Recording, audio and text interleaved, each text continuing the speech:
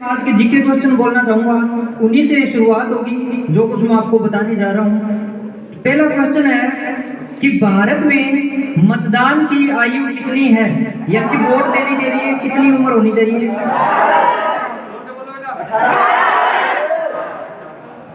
दूसरा क्वेश्चन है, भारत में मतदाता दिवस कब मनाया जाता है। मतदाता दिवस जोर से बोलो बेटा, किसको पता है? शाबाश। नहीं पता? भारत में मतदाता दिवस आज ही के दिन यानी कि 25 जनवरी को मनाया जाता है। तो मनाया जाता है, जोर से बोलो। तीसरा क्वेश्चन है, मतदाता दिवस क्यों मनाया जाता है, कि 25 जनवरी को मतदाता दिवस क्यों मनाते हैं।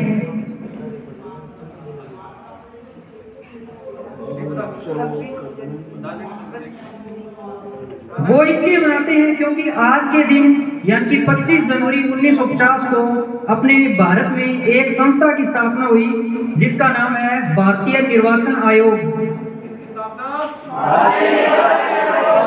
निर्वाचन का मतलब होता है चुनाव, यानी कि भारतीय चुनाव आयोग। आगे है कि भारत में गणतंत्र दिवस कब मनाया जाता है। कल है 26 जनवरी, कल मनाया जाएगा, हर साल मनाया जाता है। तो ये क्यों मनाया जाता है, गणतंत्र दिवस क्यों मनाया जाता है। भविष्य के लिए जोरदार तालियां।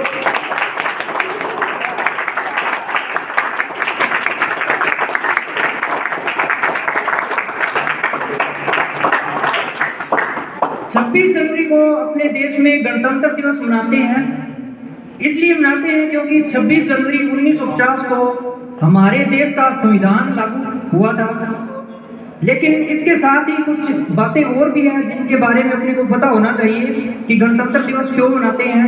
सिर्फ इसीलिए नहीं मनाते हैं कि इस दिन संविधान लागू हुआ था, उससे पहले गणतंत्र दिवस क्यों मनाते हैं ये समझने से पहले अपने को यह समझना जरूरी है कि गणतंत्र का मतलब क्या होता है। एक शब्द होता है लोकतंत्र, एक है गणतंत्र।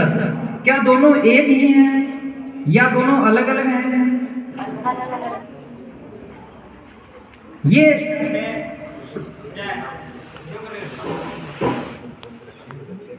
देखिए, दोनों शब्दों को देखने पे ऐसा लगता है कि दोनों एक जैसे ही होंगे, दोनों में कुछ समानताएं भी है, लेकिन दोनों का अर्थ अलग अलग है। लोकतंत्र और गणतंत्र, गणतंत्र उससे बड़ी अवधारणा है लोकतंत्र से। यानी कि लोकतंत्र का मतलब ये होता है कि किसी देश में जो शासन व्यवस्था है वो जनता द्वारा चुने हुए प्रतिनिधियों द्वारा चलाई जाएगी। यानी कि उस देश की जो सरकार है वो कैसे चलेगी, वहां के लोगों द्वारा चुने हुए कुछ लोगों द्वारा, यानी कि प्रतिनिधियों द्वारा। लोकतंत्र का मतलब ये होता है। जबकि बात जब गणतंत्र की करें तो वो इससे बड़ी अवधारणा है, उसमें देश का जो मुखिया होगा वो भी जनता द्वारा चुना जाएगा। या तो जनता द्वारा प्रत्यक्ष रूप से चुना जाएगा या फिर अप्रत्यक्ष रूप से। यानी कि गणतंत्र में सिर्फ शासन व्यवस्था ही जनता द्वारा चुने प्रतिनिधियों द्वारा नहीं चलेगी, बल्कि देश का जो मुखिया होगा वो भी जनता द्वारा चुना जाएगा।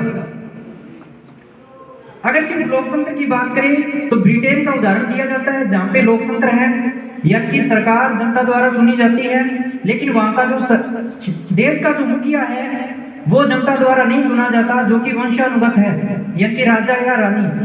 जबकि अपने भारत की बात करें तो अपने देश का जो मुखिया है कौन होता है, राष्ट्रपति, जिनका चुनाव होता है जनता द्वारा प्रत्यक्ष रूप से नहीं होता, जनता द्वारा चुने हुए प्रतिनिधि होते हैं, वो आगे राष्ट्रपति का चुनाव करते हैं। तो अब जो 26 जनवरी है इसको गणतंत्र दिवस क्यों मनाते हैं। पहला तो आपने बताया जैसे कि इस दिन अपने देश का संविधान लागू किया गया था, लेकिन इसके साथ ही दूसरी बात यह है कि इस दिन अपने देश के पहले राष्ट्रपति डॉक्टर राजेंद्र प्रसाद जी ने शपथ ली थी, यानी कि राष्ट्रपति के रूप में। यानी कि भारत को गणतंत्र बनने के लिए जरूरी क्या था कि देश का जो मुखिया है वो जनता द्वारा चुना हुआ हो, और जो पहले मुखिया थे यानी कि पहले राष्ट्रपति थे उन्होंने 26 जनवरी 1950 को शपथ ली थी राष्ट्रपति के रूप में। यानी कि जब उन्होंने राष्ट्रपति के रूप में शपथ ले ली तो भारत एक गणतंत्र राष्ट्र बन गया। अब संविधान का जिक्र क्यों करते हैं कि इस दिन संविधान एक तो लागू हुआ था, उसी के साथ संविधान का जिक्र इसलिए किया जाता है क्योंकि संविधान ही वो दस्तावेज था जिसमें ये बताया गया था कि देश का जो मुखिया होगा वो जनता द्वारा चुना जाएगा, यानी कि राष्ट्रपति के बारे में संविधान में ही लिखा गया है, इसलिए संविधान का भी जिक्र करते हैं। तो आप सभी को गणतंत्र दिवस की बहुत सारी शुभकामनाएं। इस चीज के साथ मैं आपसे एक रिक्वेस्ट करना चाहूंगा कि अपने जीवन में स्कूल के दौर में या स्कूल से बाद में भले ही आप साइंस पढ़े, मैथ पढ़े या फिर आर्ट के स्टूडेंट हों, लेकिन एक रिक्वेस्ट है मेरी कि अपने जीवन में संविधान के बारे में जरूर पढ़ें, संविधान को समझने की कोशिश करें। जब भी टाइम मिले अलग से पढ़ें उसको, बहुत कुछ सीखने को मिलेगा आपको।